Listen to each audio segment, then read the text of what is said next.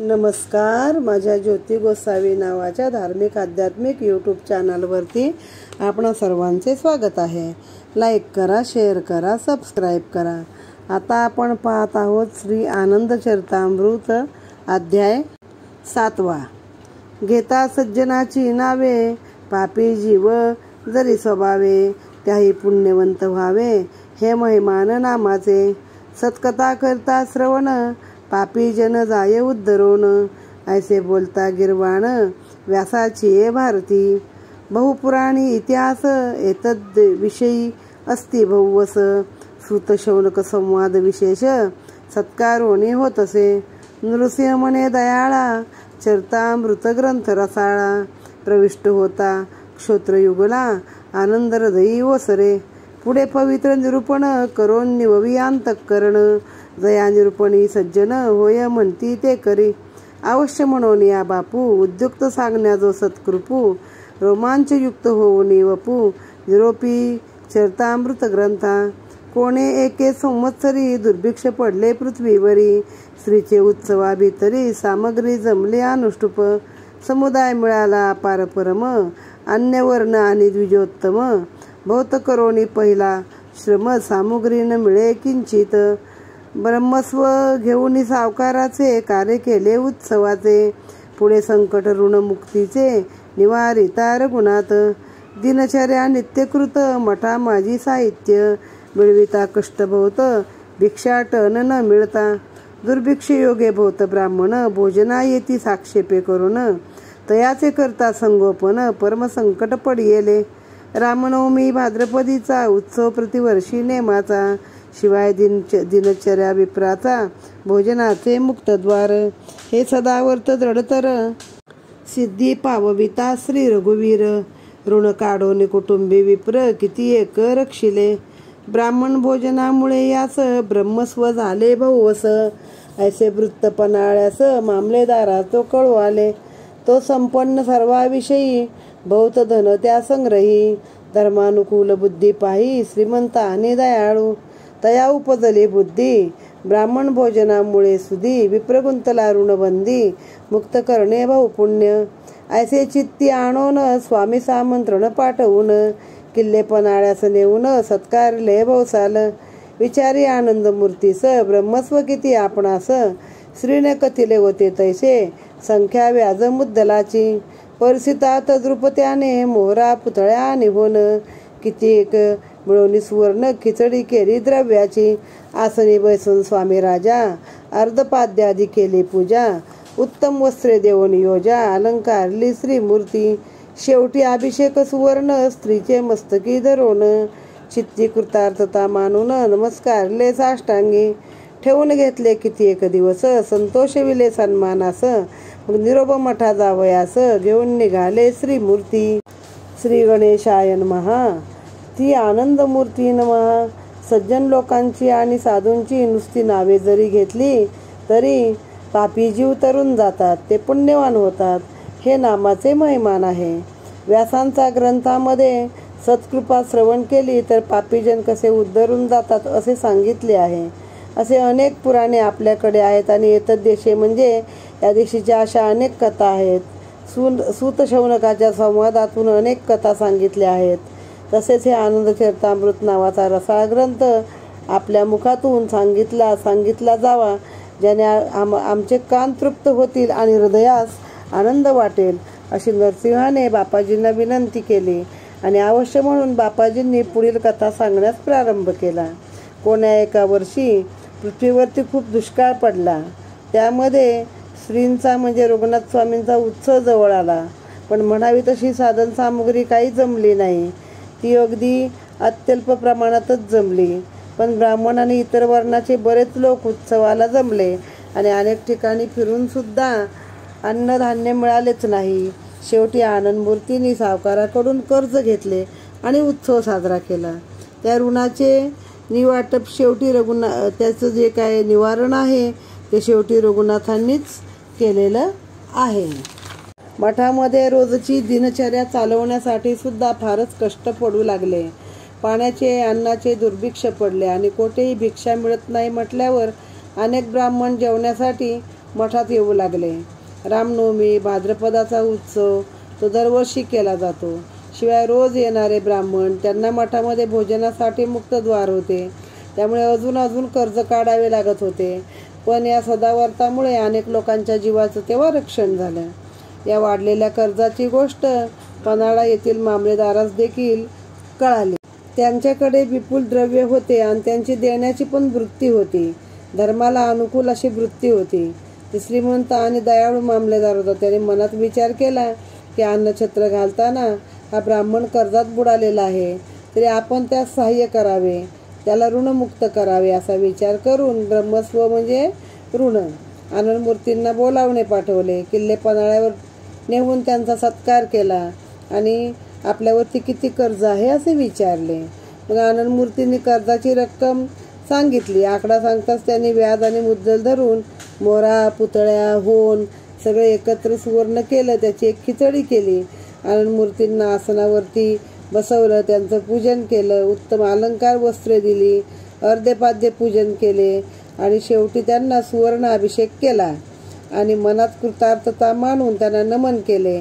अनेक दिवस ठेवून घेतले आणि शेवटी मठाला जाण्यासाठी आनंदमूर्ती एक दिवस निरोप घेऊन पन्हाळा सोडून निघाले. ते सोबत जे द्रव्य दिले होते आणि ही बातमी आजूबाजूच्या मांग रामोशी यांना समजली. मग निरोप मठात जावयास घेऊन निघाले श्रीमूर्ती.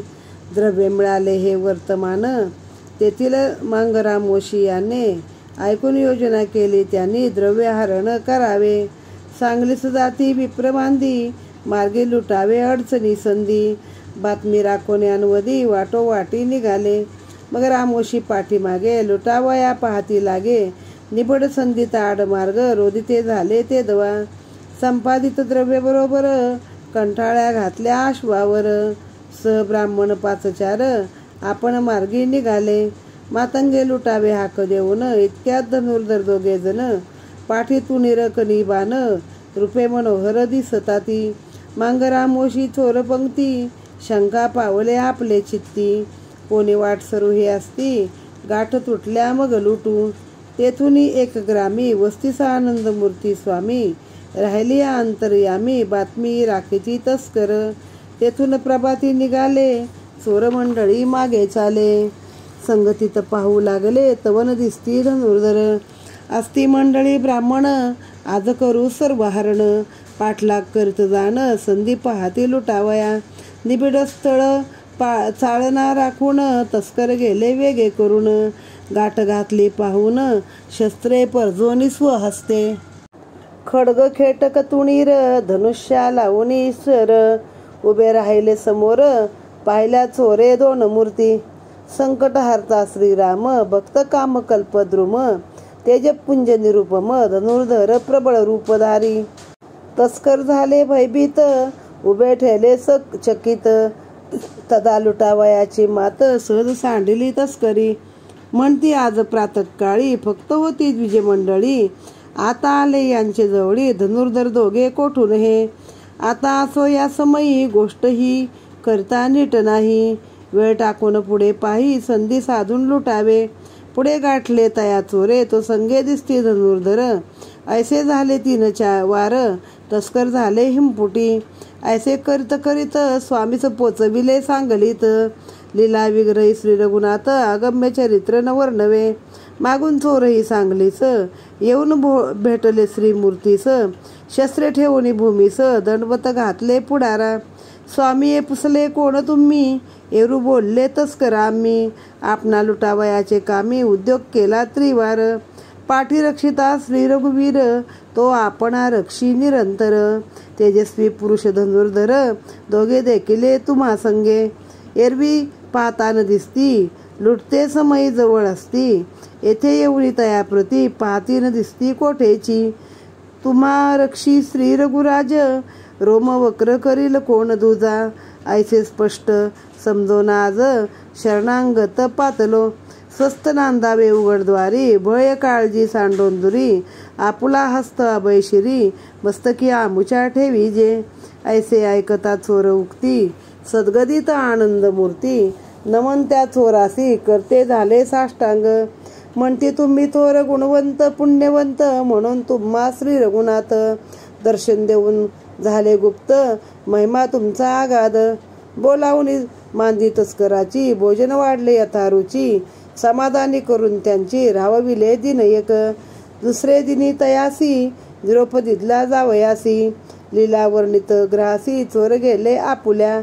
द्रव्य आणले संपादून, ते कर्जदारास देऊन, श्रीमूर्ती अनृणी होऊन, योगक्षेम करते झाले. एक रघुनाथ प्रसाद जरी, रोमाग्र कोण वक्र करी, गोपाळात्मज संता घरी, भराडा होऊ इच्छित. इति श्री आनंद चरितामृत ग्रंथ बापानंद विरचित, सदा परसोत सोते श्रंत, सप्तमाध्याय गोडहा. एक कृपा श्रीराम की, बालन बाका होय. आनंदमूर्ती पन्हाळा सोडून निघाले आणि सोबत ते द्रव्य घेतले. ही बातमी आजूबाजूच्या मांगरामोशी यांना समजली. तेव्हा आता आनंदमूर्तींना रस्त्यात अडवून लुटण्याचा विचार त्यांनी केला.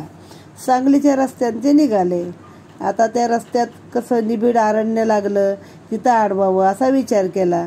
आनंदमूर्तींच्या सोबत अजून उगाच आपले 4-5 ब्राह्मण होते. ते सगळे घोड्यावरती द्रव्य टाकून चालले होते. आता घनदाट जंगल लागल्याबरोबर त्यांना आवाज देऊन थांबवावे आणि लुटावे असा विचार मांगरामोशांनी केला. तर त्यांच्या पाठीमागे हातात धनुष्यबाण घेतलेले 2 धनुर्धर दिसले.